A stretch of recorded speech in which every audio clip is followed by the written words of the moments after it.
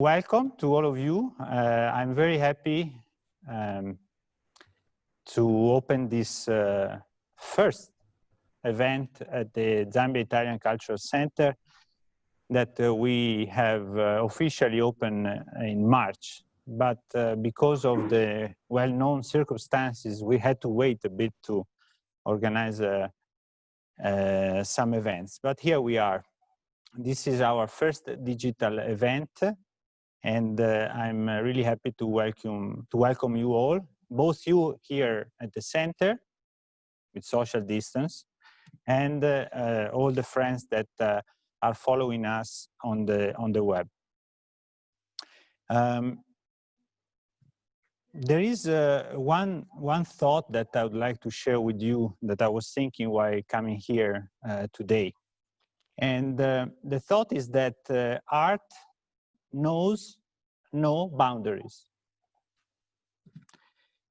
Art overcomes the limits of language, but also the limits of space and time, because all of us felt emotions looking at a art piece of 200 years ago or 50 years ago.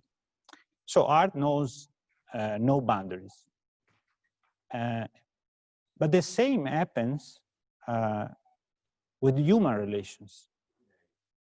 Because in reality, beneath the encounter of arts, the encounter of artists, the encounter of different artistic traditions, there is always an encounter between human beings. So we can notice that human beings are eager to overcome limitations, boundaries, to reach other human beings, to share meaning, to share the experience of the human life. And so I find very interesting that this is exactly what we are trying to do today as well. Because by organizing this web lecture, this digital event, we want to overcome the limits of the COVID-19, of this situation that is affecting our daily life. So we also want to overcome these limits so that we can meet other human beings, the artists in this case, to share meaning about our life. And this is the basis, the ground by which the Embassy of Italy and together with our friends of the Zambia Italian Cultural Center, we want to strengthen the cultural relations between Zambia and Italy. And it's no coincidence that this center is called Zambian Italian Cultural Center. So not only Italian culture, not only Zambian culture, but the meeting of these two cultures. So in essence, the motivation of this conference today and the cycle of conference that we will do in the next week is exactly this: overcoming the limits to share the human experience. And I'm very grateful to Professor Costantino Dorazio, who is with us from Rome, and he will guide us in this journey about the relations of African art and Italian art, starting from the encounter between the art at the time of the Roman Empire, encountering the Egyptian culture, and from there up to our days today. I'm sure it will be a very interesting journey. I'm very grateful to Costantino for being with us again. As I said, this is the first conference of a number of conferences that we will organize about culture. So keep following us on our social media channels so you can follow also next appointments. At the end of the intervention of Professor Dorazio, it will be possible to ask questions to Professor Dorazio. The friends online can do it through the chat, so they can type the question. And those are here with us in the Cultural Center. They can come here to the computer where Sergio is, our master of digital technology, and can ask the question so that Costantino can have all the questions together and can answer. Again, welcome and thank you so much. Well, thank you, Ambassador. Thank you to all of you that are there. I hope you hear me well. And yes, as the ambassador was saying, it's going to be a journey, a real journey, because as you can imagine, like taking the challenge to tell the history about the long relationship between Italy and Africa in the arts, it's almost impossible just to fulfill this aim in almost an hour lecture. I want to start immediately sharing my desktop with you because I want to go immediately into the topic, even because I have a lot of material to show you. But first of all, I want to say that, of course, this lecture will not be completely exhaustive about the topic. Well, relationships between Italy and Africa in the arts are so complicated, so complex, that I will give you like kind of a point of view, my point of view about this topic. I will be glad if there will be questions just even to enrich this kind of subject. But of course, forgive me if there are some artists, basically African artists, that I will not be able to mention in this lecture because there are so many that, no, I mean, it's going to be quite impossible. And you can understand, I'm sorry, I have to ask to the organization to enable me to share my screen. I know you made me host, but at the moment, I'm still not able to share my screen. So while the technicians helps me, okay, here I am, great. So as you can see from this little graphics, Italy is one country, whereas Africa is a combination, is a collection of many countries. So it means it's a collection of many traditions, of many languages, of many histories. And each of these countries has had and still has an artist community. So, of course, the relationships are really complex. But we will try to understand, and this is the main achievement I would like to get to reach with this lecture, that the relationships between Italy, I would say all of Europe and Africa in the arts, were not at all comparable and are not at all comparable to the political relationships, to the economic relationships, where we can find moments in the history in which Africa been submitted by Europe, or Africa have been asking to Europe or had to accept the domination of Europe. In the arts, it has been completely the opposite. The strength, the power of African creativity and art, of African tradition, it's always been so powerful that Italy could only but accept this great influence that was reaching the country. And we have proof of this balance while looking at what happened when Augustus in the late 1st century BC conquered Egypt. This is a coin that he made to celebrate this endeavor. Well, as you know, the Roman emperors had mainly two ways to make propaganda, to give communication of their endeavors. First of all, coins. Coins were just like television, which is like internet, but they could go all around the empire. And of course, they were meant to communicate the great actions and achievement the emperor had realized, and in this case, Egypta Capta. But as a matter of fact, in the arts, the results of the conquest of Egypt was quite interesting. This is how Augustus was used to represent himself all over the country, all over the empire, before conquering Egypt. But the moment in which Rome entered and got into a strong relationship with Egypt, this is how Augustus' representation changed.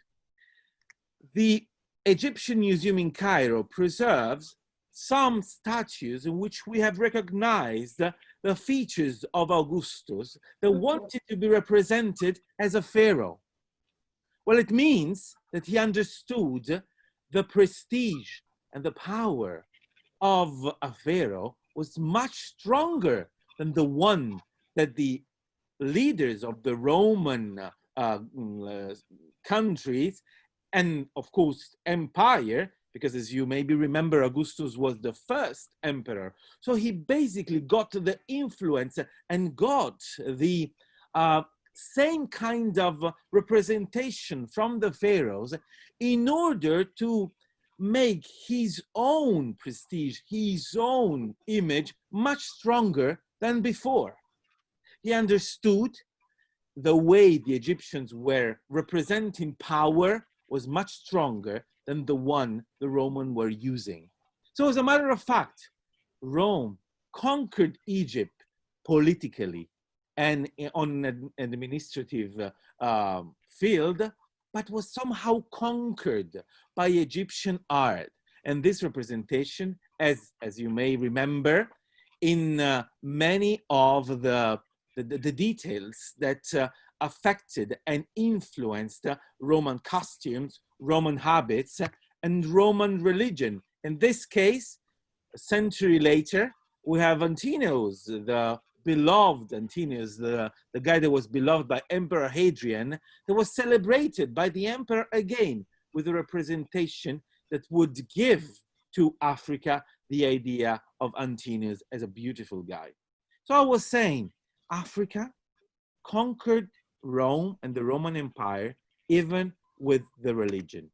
In Pompeii, we've got the rest of one of the several temples of Isis scattered around the Roman Empire.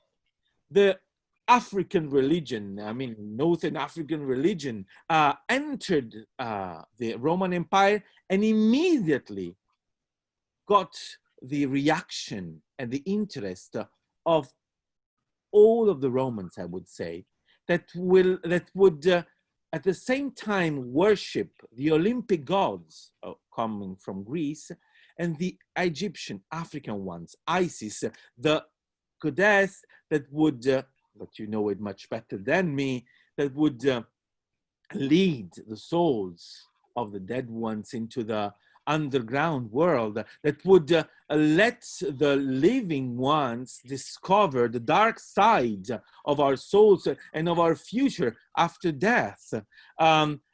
Such an influent goddess that started to be represented in statues and paintings all over the main residencies of the rich Romans. In this case, we are in Pompeii.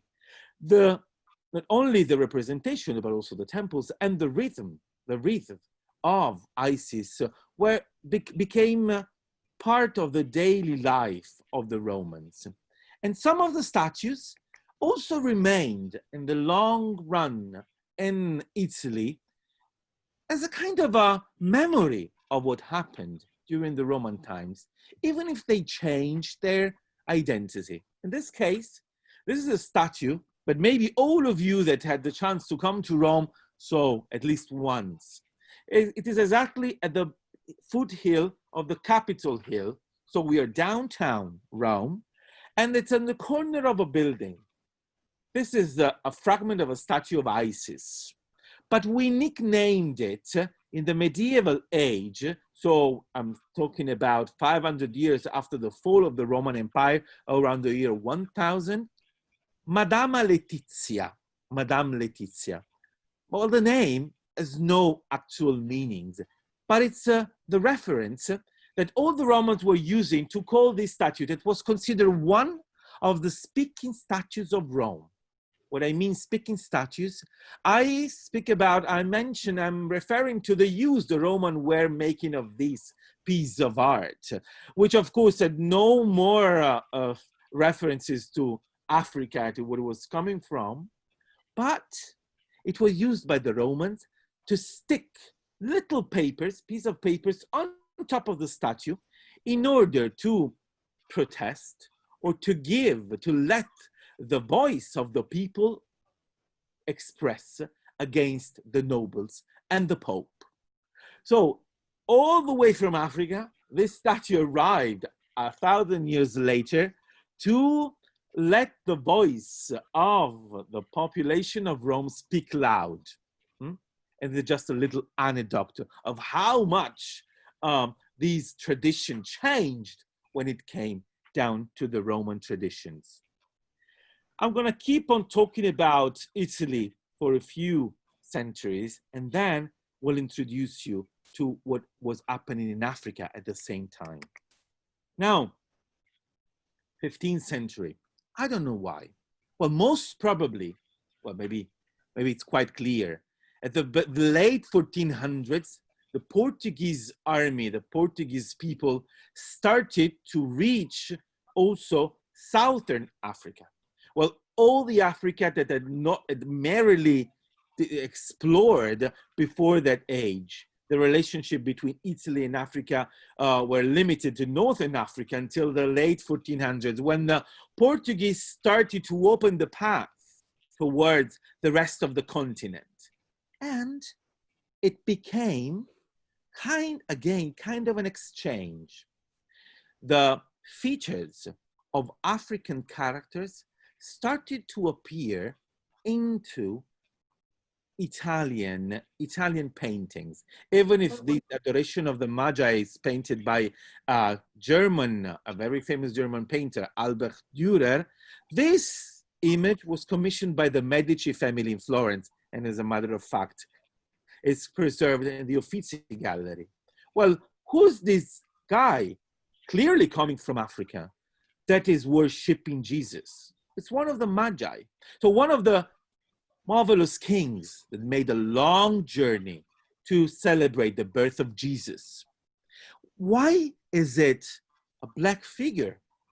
Where at that moment, at that age, it was basically aiming to show how the old world had worshipped Jesus, was worshiping Jesus upon his birth.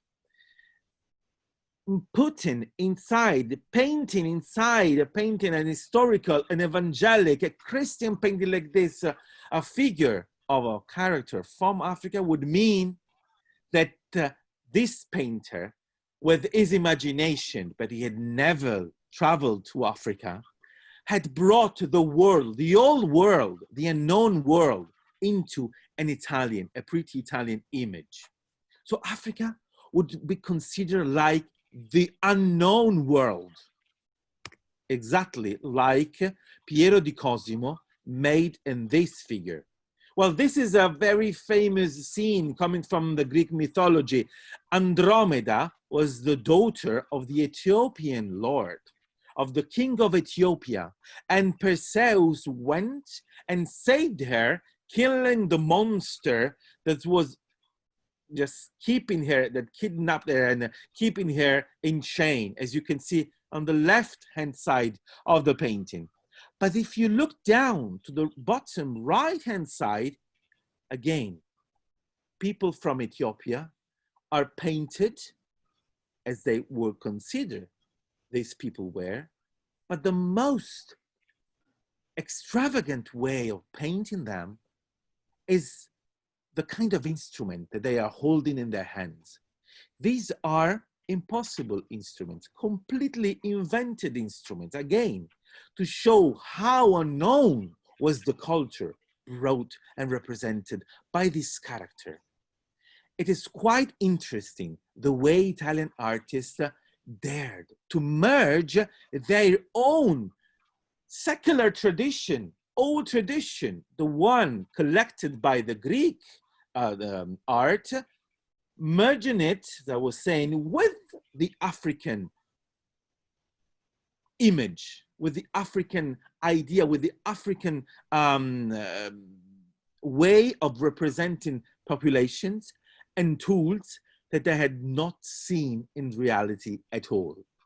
So in these centuries, Africa is a kind of imaginative world that they wanted to grasp, they wanted to represent, but they had few elements to make it. But a century later, things changed because some of Africa culture and features and images got in reality into the society. Look at this guy. Would you ever say this is the Duke of Florence? Well, as you can see, Alexander de' Medici Francesco Alessandro de' Medici was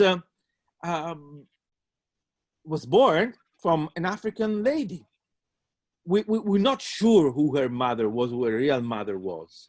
But as a matter of fact, he was born from the relationship between his father, Cosimo I, and an African lady.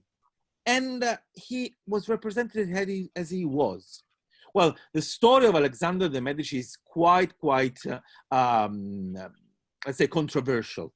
He could not govern and live for a long time. Of course, his features that were completely new in the dynasty, they created some rumors and some problems to his own power. But anyway, artists left his memory, the memory of his image and of his mother over here and his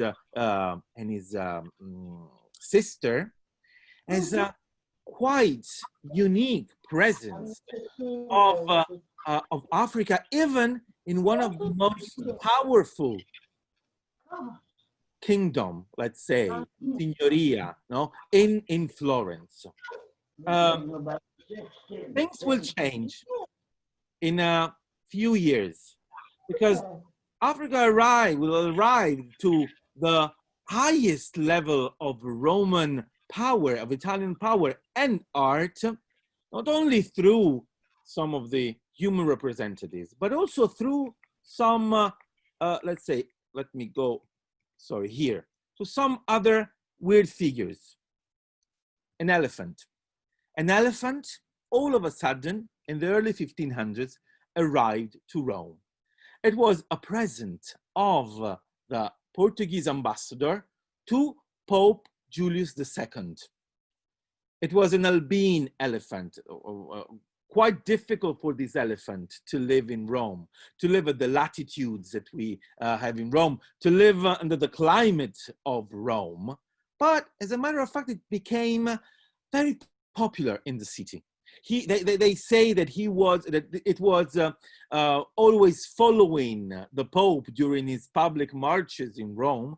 He loved to play with water, wetting up all the crowd that was around him. He was really beloved by the Roman population.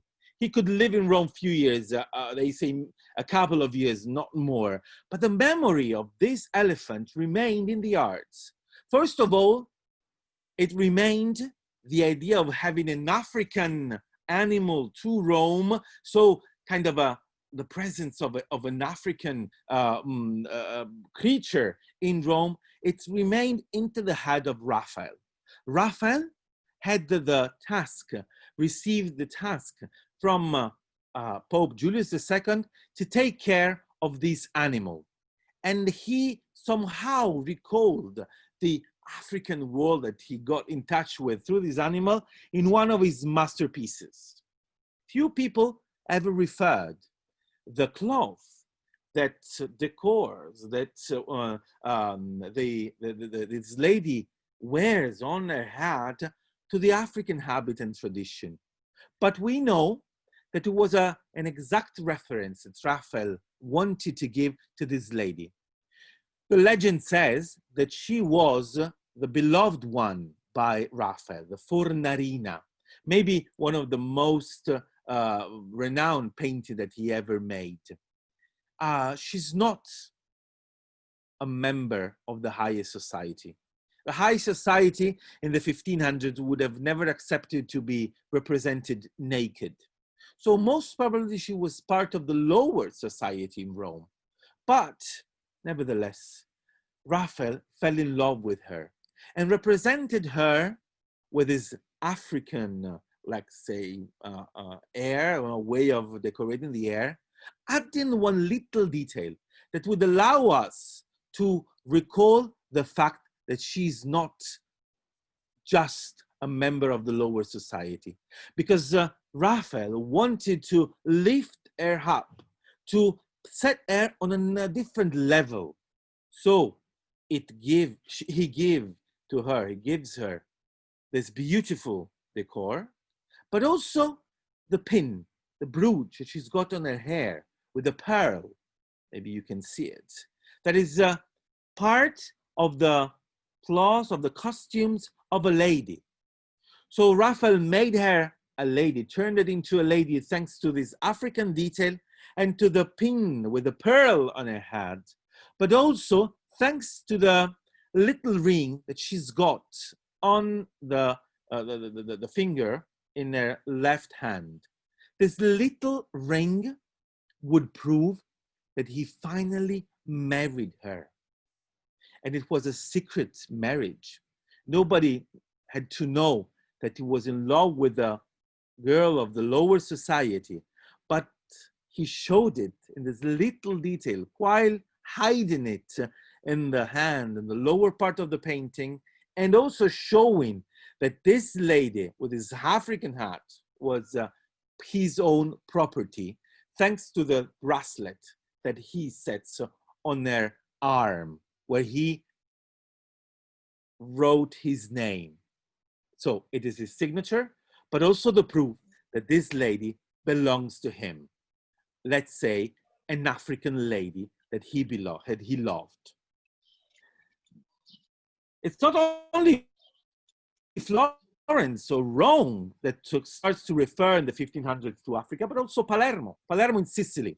This is a statue of an African monk that arrived in Palermo, were represented and displayed in a church. And of course, even because it was quite close geographical to Africa, the presence of African art is it's really strong in southern Italy. And this beautiful, beautiful statue represents it.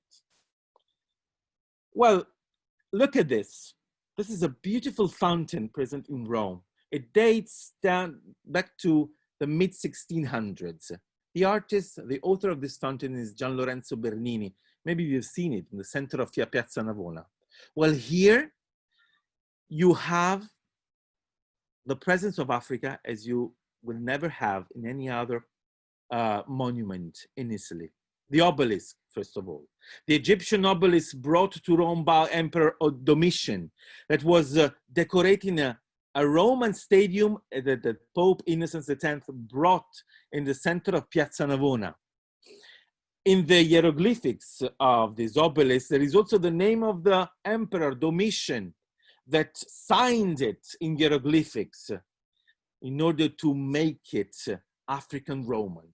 But when Bernini had the commission for this fountain, he not only used this African detail on the fountain, but he also represented the farthest river of the four, among the four that he represented in this fountain, with an African character. This is the river that Bernini would never be able to see or explore. It's the longest river of southern Africa, Southern America, that the Rio de la Plata, well, now we know that it's the Amazons, but at that moment they thought that this was the river was the longest one was the Rio de la Plata, and he, in order to represent with a symbol, with a figure, that river, he got a character coming from Africa again, the unexplored, the unknown country, whatever was far away would deserve to have African features. Last word coming from this age, before we travel to Africa and we see what's the effect of Italian and European presence in Africa, is this another monument in Rome, not far from Piazza Navona, not far from the Pantheon. Again, Bernini, that gets the memory of Annone, the elephant, and represents an elephant holding the obelisk, little obelisk. Again, it's the idea that this obelisk represents such a long tradition, such a heavy heritage, that just an elephant could support it. Of course, it's a memory of the funny elephant that was in Rome a few decades before, but it's also an elephant that is presenting his bottom to the monastery of the Dominicans. It was just next to the church. Well, the funny story, is that the Dominicans didn't like the idea of having an obelisk in front of the church. As you can see, the church of La Minerva in Rome. So they protested against the Pope and say, we don't want an obelisk. We don't want a symbol of another religion in front of our church and of our monastery. And so Bernini answered, setting the bottom of the elephant and also this weird expression of the elephant as if it's joking and cheating the monks right behind him. I mean, this idea of having a funny creature would allow Bernini to play with it. Now, what was happening in Africa in the same age? Well, right after the conquest by the Portuguese, we start seeing how African artists changes or adapt their creativity, their iconography to the new iconography the Portuguese were bringing. So as you can see, African masks, they become the detail to create soldiers, to represent this new presence in the African world. It's not just a question of features, but it's also a question of movement. Look at this. It is something that had never been seen before in this age in Africa. So the features are those that the African artists had inherited by the previous generations, but the liberty, the freedom they had to create these moving bodies came from the new iconography they were receiving from Europe. And among the Portuguese army, within the Portuguese army, there were also, we know that Italian soldiers, and also some of the Italian intellectuals and artists were part of this action, of this endeavor in conquering Africa. So the Italian, the new features, the new way of representing bodies in movement got into and merged. This is a fantastic representation on the other side of the I would say, of the sea, of the continent, of the land, to show how exactly like getting and absorbing details of coming from Africa allowed Italian artists to create new images, it happened the same in Africa in the same age. Look at this beautiful crucifix. Of course, you may say, well, the presence of Italy meant the presence of a new religion. I mean, I'm not going to discuss now the historical facts, but just the consequences in the arts. So of course, having this new religion arriving, the religion of the conquerors, into to South and Central South African lands, would, forced or pushed the African artists to give their own, to create their own iconography for Christian symbols. And I really love this. It is exactly as I would imagine, as an African of that age would imagine angel, saints, and Jesus at their latitudes. And it's beautiful, the fact that the African artists did not renounce, did not give up their iconographies, but just adapted them to these new symbols they needed to worship because of the new religion that had just arrived in their countries. At the same time, same age, again, this exchange continued to go on. And in south of Italy, in Tindari, the legend said that in the 1500s, this Virgin Mary arrived, a black one, with a black baby Jesus. It was so uncommon. Of course, as you maybe know, it's not the only black Madonna that we have in Italy. There are several others.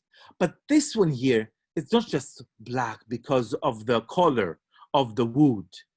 It's absolutely African in the features it shows. And it's also present in Latin. It's also boasting this origin. Nigra sum, as you may read at the bottom. I am black. It was a quality to boast. It was a quality to speak about.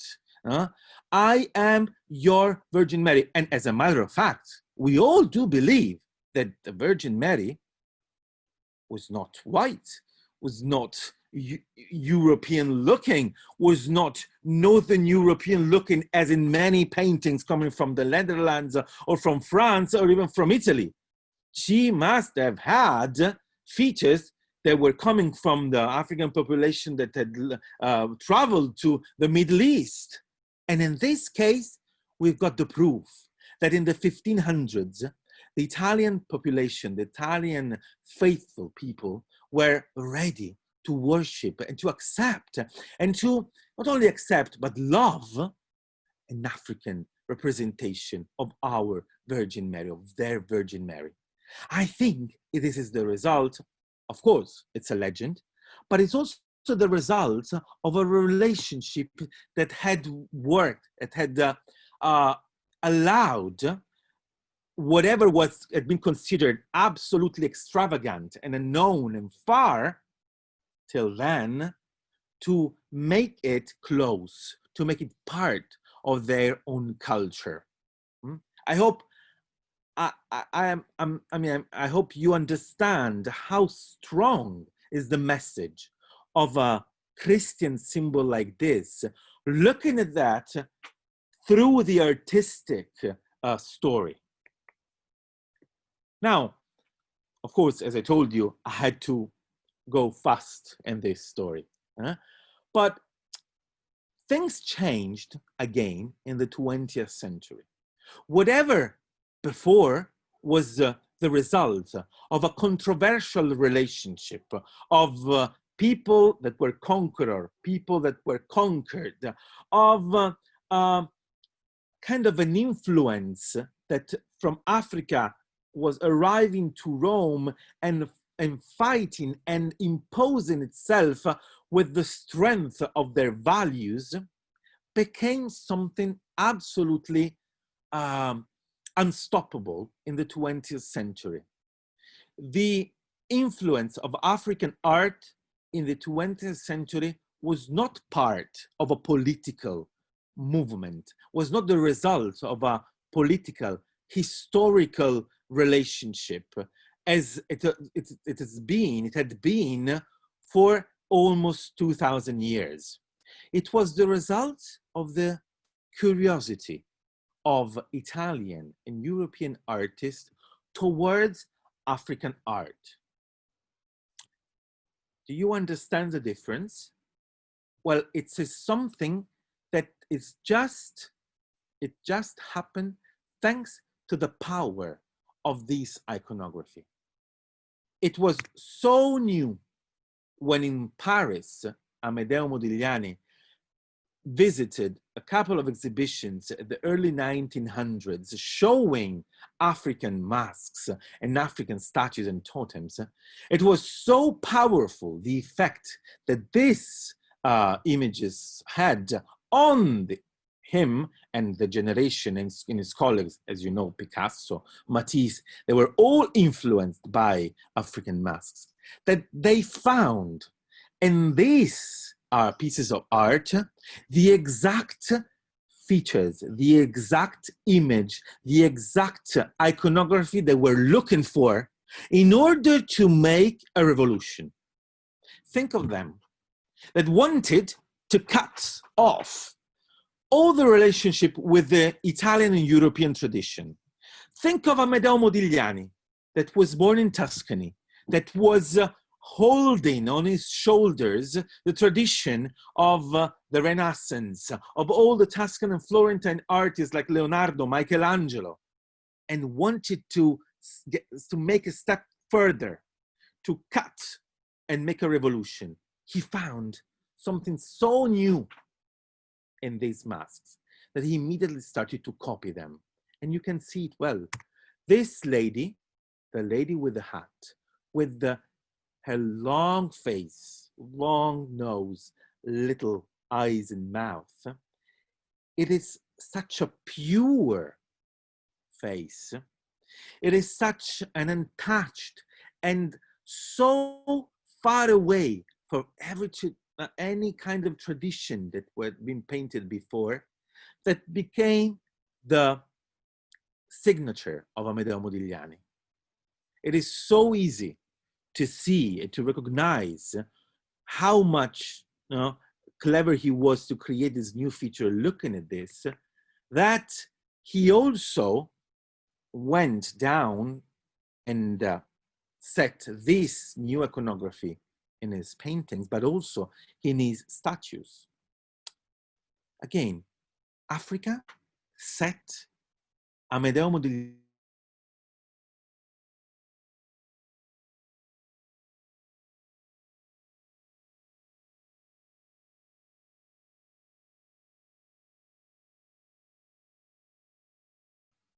era in Italy and Europe.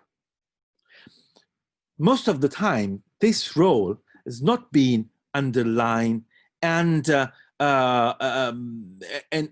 stressed as we all should do. But it's absolutely clear here, and in all the effects it had later on. Of course, I wanted to speak about Italy and Africa, but if I had the possibility, or if we would make the boundaries larger and speak about Europe, the examples would have been much more. Now, coming to the modern age and the contemporary art scene, the presence of Africa in Italy, it's become stronger and stronger in the latest period. This is an art piece. Let's say this is a painting. Even if it's a painting that it's not been made with colors, but it's a painting that an African artist, South African artist, William Kentridge, who's known, renowned in the old world today, made in Rome using a very, let's say, experimental material. This is a part of the wall that goes along the river Tiber in the center of Rome. This is a very high wall. Look at the scale, look at how small are the people just below it. Well, basically, this wall is covered with dust because of the pollution. So the black part of this painting that you see is the dust coming from the pollution. William Kentridge cleaned it in order to let some figures come out of the cleaned part. So basically he painted in the opposite way.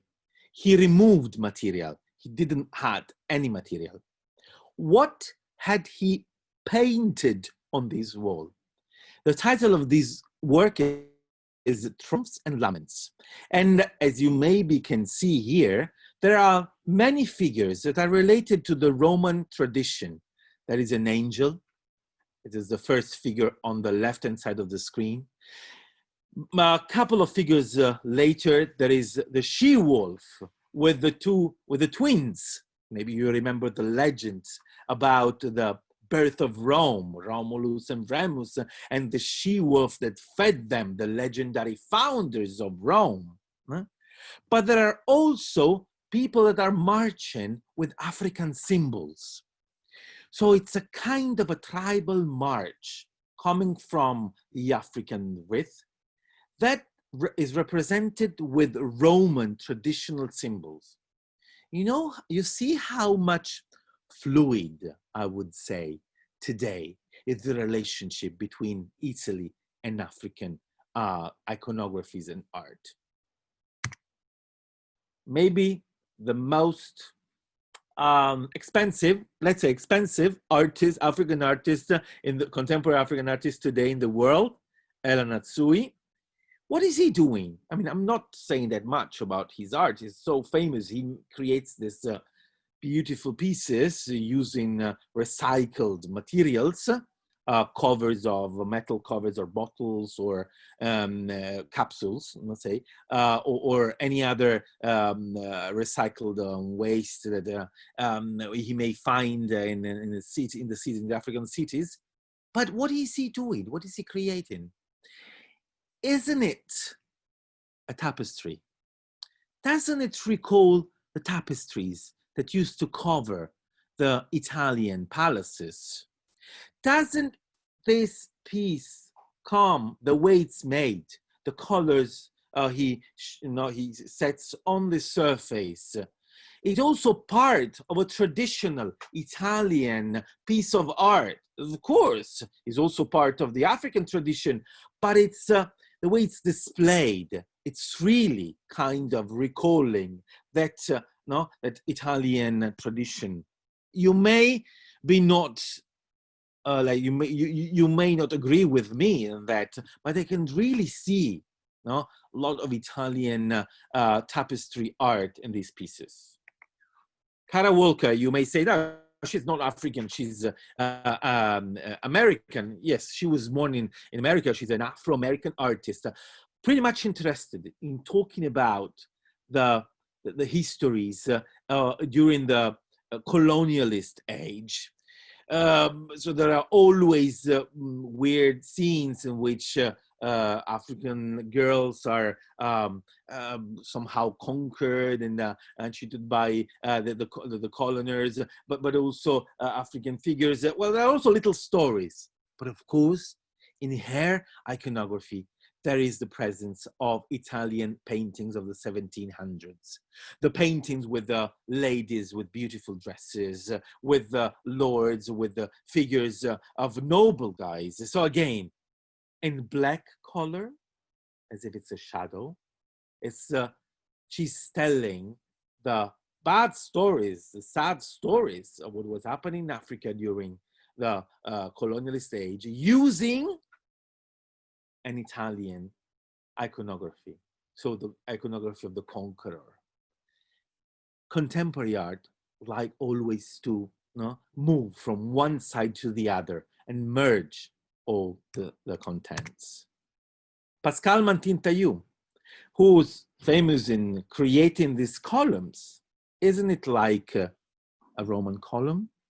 Isn't it like is a totem? Of course, it may be a tribal totem, but again, it deals with the idea of creating pieces of architecture with a vertical movement that is part of the African and Italian tradition at the same time. William Miko, I know he's not living. The friend and our friend William Meek, I know he's not living an easy moment in this period. I don't know if he's present with you there, but I could not but speak about his art, where, well, it's just one of the main pieces he made, where he studied in Europe. He's very very much pretty much aware of the Italian art, and in this kind of paintings, he merged the colors coming from the lights and the African tradition with the circle, with the some of the details coming from the Italian tradition of geometry that is used in creating landscapes, but also abstract backgrounds. Agnes Puya Yomwe, that I had the chance to meet when I visited Zambia last year, and I hope to be able, I hope I'll be able to come back soon, in which again we have all the time the connection between pretty traditional African iconography like the elephant with conceptual operations, with conceptual contents that are a part of the way even Italian artists in the 70s and the 60s and even today use images, linking words with images.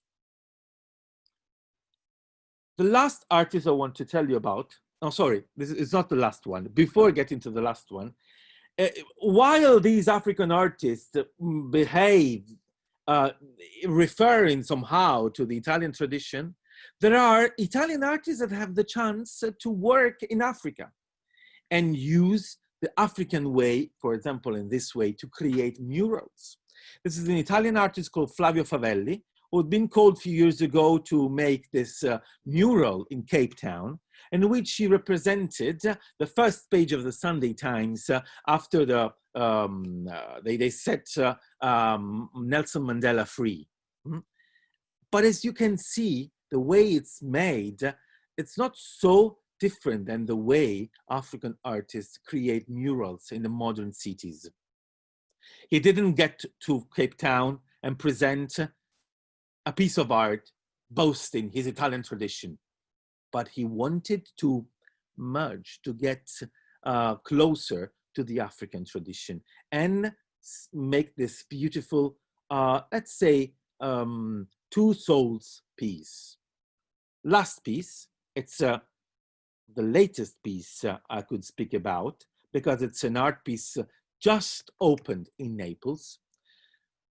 During the pandemics, during the lockdown in Naples, all of the museums were closed. And some museums could not open until last minute, until a few weeks ago. But this museum, the Madre Museum in the core of the historical center of Naples, managed to open his open air spaces a little bit before the indoor spaces. The director was actually of German origin. She's not from Naples. So you see how art can let different traditions and populations and nationalities to encounter. She invited Temitayo, sorry, because my pronunciation, Temitayo Ogumbi from Nigeria, to create this installation in the courtyard inside the museum. The artist created a playground using these materials with these ropes that recalls the way African ladies decorate their hair. And she created this kind of labyrinth that let the people, the boys and girls from Naples to work, to hang, to just create, to jump with these details. And I really want to close this lecture, which again, I apologize, it's been a very fast lecture, but I hope I gave you some hints to explore more about this subject. I want to leave you with this image. The image of a little boy from Naples who's laughing, who's having fun beneath the work of an African artist. It's let's say, an image that really looks towards the future. It's an image of hope. It's an image of how much art can lower down the drama, the difficult moment we have been living, we're still living, and maybe we will be living in the future. We hope not, but we never know. And how much art from Africa, in Italy, from Italy in Africa, can really set a step further and create a new world made of a relationship that has to be closer and closer, even in the future. Thank you very much for listening.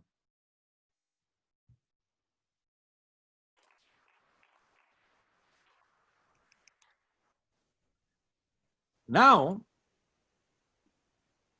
it's time for Q&A if you want, or I don't know if the ambassador wants to give some comments.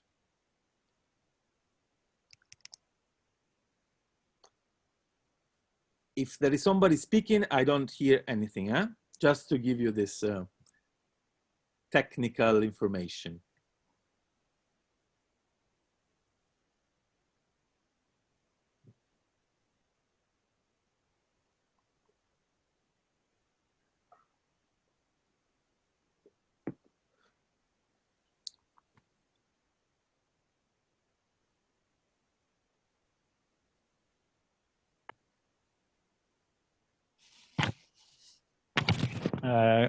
Grazie, professor Dorazio. Io vedo che ci sono delle persone collegate online e poi ci sono delle persone in sala, per cui non so se ci sono... Ah, sorry, I'm speaking Italian. So Yeah. there are friends that are following the conference online. And I don't know if they want to put any question, they can write on the chat. Or if there are any questions in the room, you can either come here to say it loud so that all can listen. Ambassador, if they write, I will read the question so everybody knows it. Sorry, can you repeat? Yes, if they write something on the chat, I will read the question loud so they will understand. Everybody will listen.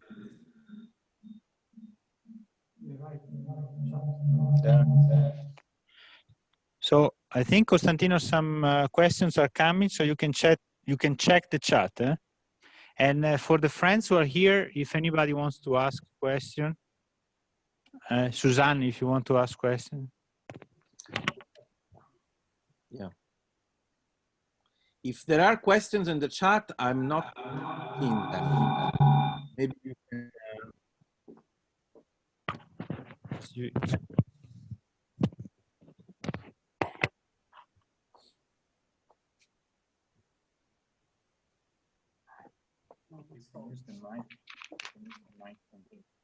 Hold like that.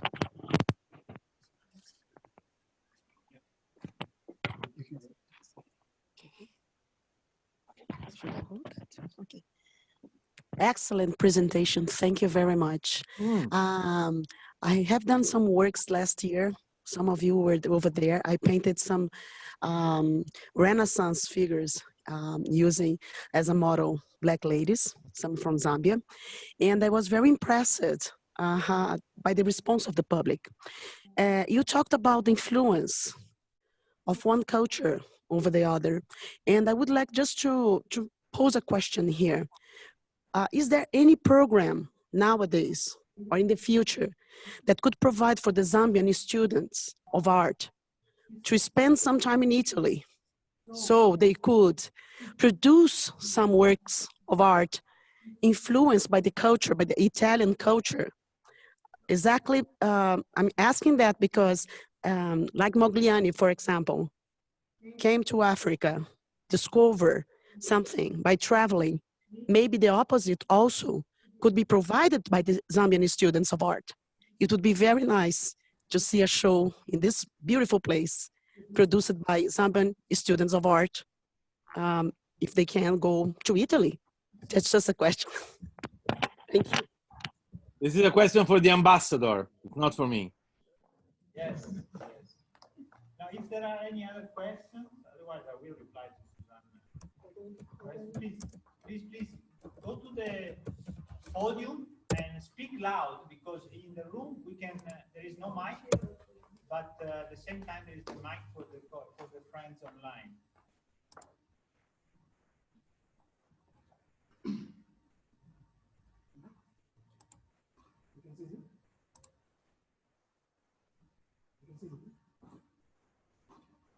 Yes, yes, speak, speak.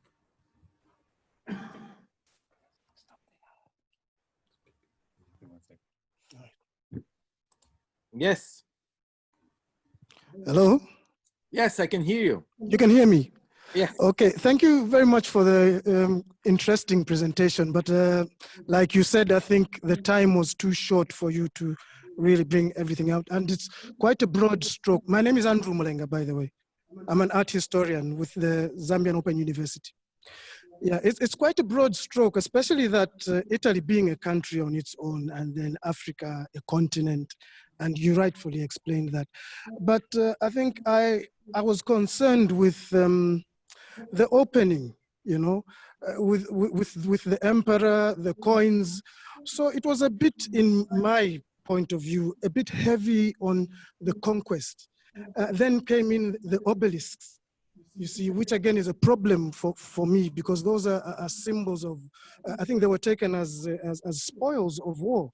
So one would read them, can read them wrongly. Again, also there's the painting of Andromeda, which I enjoyed very much. And there was a musician there playing an instrument, right? Playing an instrument which is a mysterious instrument, an unknown instrument. Which kind of metaphorically talks about Africa, Zambia in particular. Are we always in a state of discovery? I mean, when scholars like yourself travel to the continent, it's to me like Zambia or the continent of Africa is always in a constant state of discovery. I think there's an old saying, it could be in Latin by something the elder, who says, out of Africa, always something new. I can't remember the exact phrasing, but that too for me is a concern. Then lastly, on William Miko, who passed his regards, by the way, he's recovering. I couldn't get the linkage between his work and Italy and also Agnes Yombwe. Probably you can just highlight that if there'll be more time. Thank you for the time. Okay. Let me just answer. Shall I answer now or later? Because I can see the sound is. No, it's okay. Okay. Well, I really love every time I have the possibility to speak to you. I mean, from Zambia, because we from this part of the world have always such a limited point of view on the history. When you speak about the fact that you felt controversial and you had some concern about the starting point of this lecture, I do understand what you mean, but it's unfortunately, I have to say, part of the ancestral point of view we have when we have to talk about the relationship and when we have to talk about the African world. Of course, I use the word conquest just because I wanted to show how inappropriate is this word. Again, as I said before, it was a political overcoming, but at the same time, culturally speaking, it was completely the opposite. It started as a domination and it ended up with an actual merging of cultures and iconography, as I showed you. Of course, those were the obelisks were part of the treasure that were robbed by, taken by Africa. But we have also to look at these like events and also to these details with a proper distance, understanding how things have changed in the future, well, in the later on. Then get into the instruments. Well, in that painting, well, I wouldn't say there is an actual meaning, but I would say it's again the idea that unknown populations would make music with absolutely unknown and maybe even unusable instruments. It's a representation of how brave and also how interested and how much curious the intellectuals were at that age. They could not go physically and discover, but they would go and discover with their imagination. So I would not add to these objects kind of a symbolic, real symbolic meaning.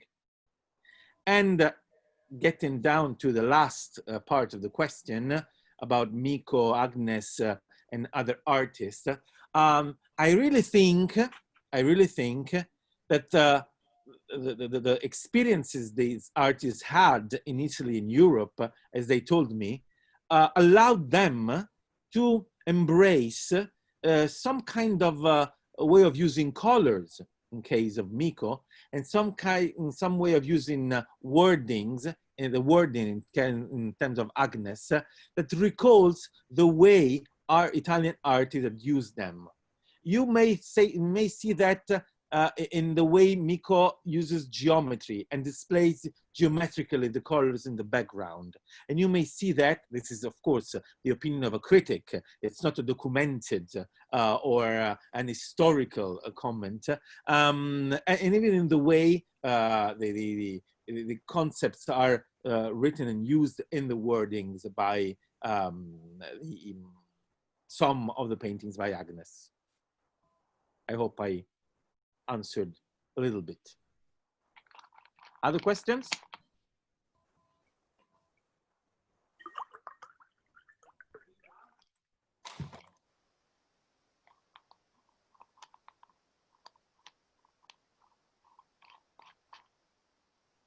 Hi, good afternoon. Good afternoon. My name is Marco, and thank you for the presentation. I'm not an artist, and I don't have so much knowledge about art. Mine is more a curiosity.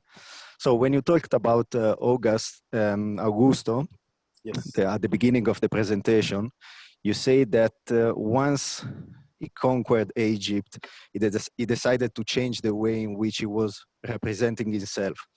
So I wanted to find out if he decided to change this representation in Egypt only, or in the whole Roman emperor.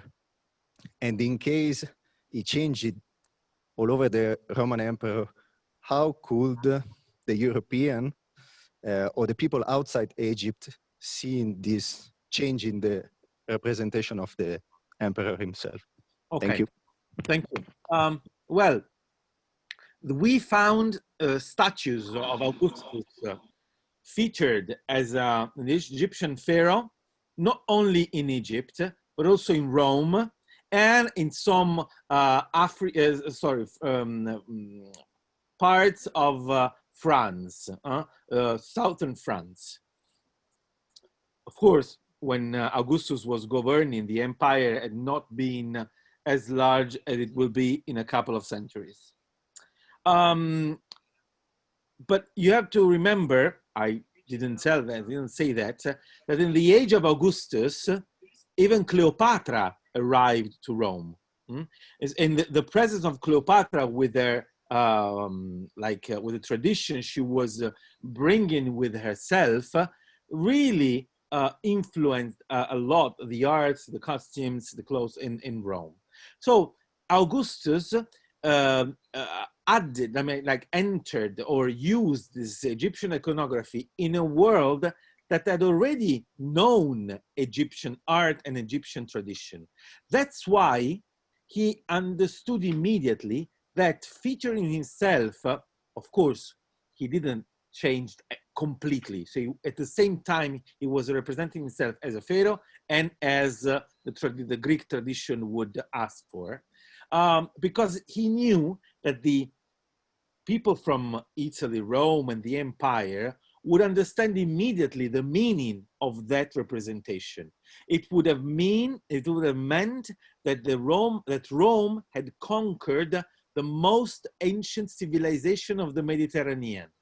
And as a plant, when you insert a flower or a branch in a plant, this branch became part of the plant and creates a new development.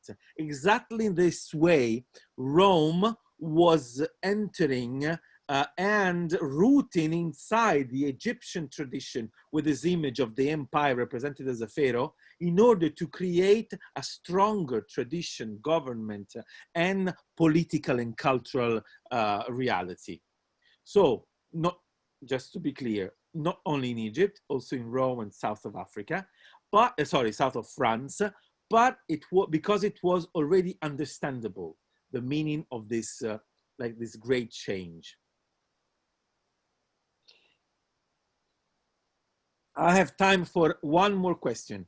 Then, Ambassador, there are some other person like Tai and Bro Mubanga that are longing to have exchanges, no? Possibility to have programs that facilitate the exchange between African artists or students, as the other friend was saying before, with the Italian art scene. Thank you, Tai and Bro, for writing. I will answer to the question of Suzanne, who is here in her capacity of a Brazilian artist. Suzanne, thank you very much for your question.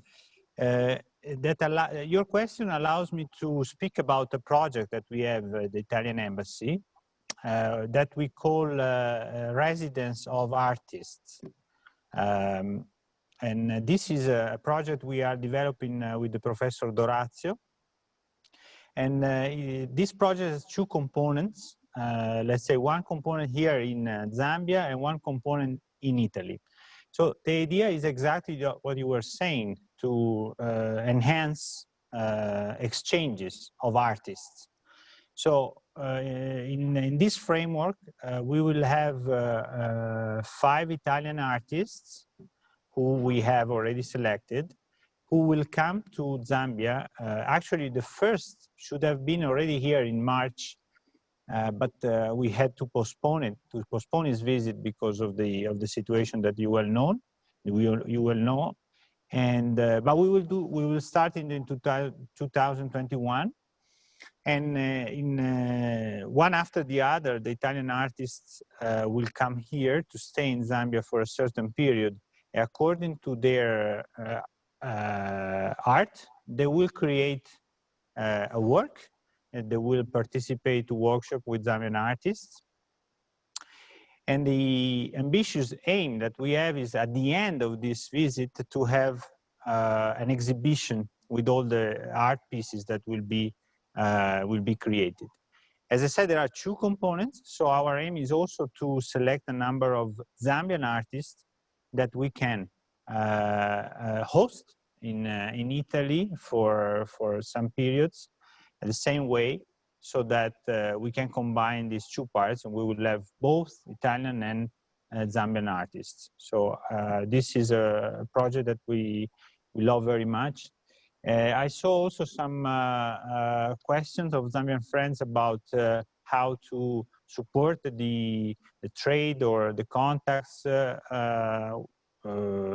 the cultural and artistic field. The embassy is here also for that, and for any question you can, more specific, you can contact us so that we can reply to your question and also help your projects. Of course, we will do this also together with the friends of the Zambia Italian Cultural Center. We are one team, so we'll work on this together. I see many Zambian friends here with us. I don't know if there are any other questions. Maybe not. Okay, then I take this chance to Anna thank Uzor, all sorry, of you Ambassador. to Anna Uzor is be asking if with there is. us. I will first, Costantino, are you there? You want to say something? Yes, yes. I was saying, first of all, shall I go on? Shall I go ahead? Okay. So first of all, again, I want to thank you, Ambassador, the Zambian Italian Cultural Center, and all of you that attended this lecture. Hannah Uzor is asking if there is there are books that about this subject. I have to say the bibliography is quite short, but I will send to the embassy a list of articles and websites where they can find some information, and maybe we can add it on the post on Facebook when we're gonna publish this video, because I think and this is an information that maybe the ambassador would like to give you as well. Right after this conversation, this lecture has been recorded, so the embassy will provide it on their social network for those that want to attend it later. And in the post, we're gonna list some articles.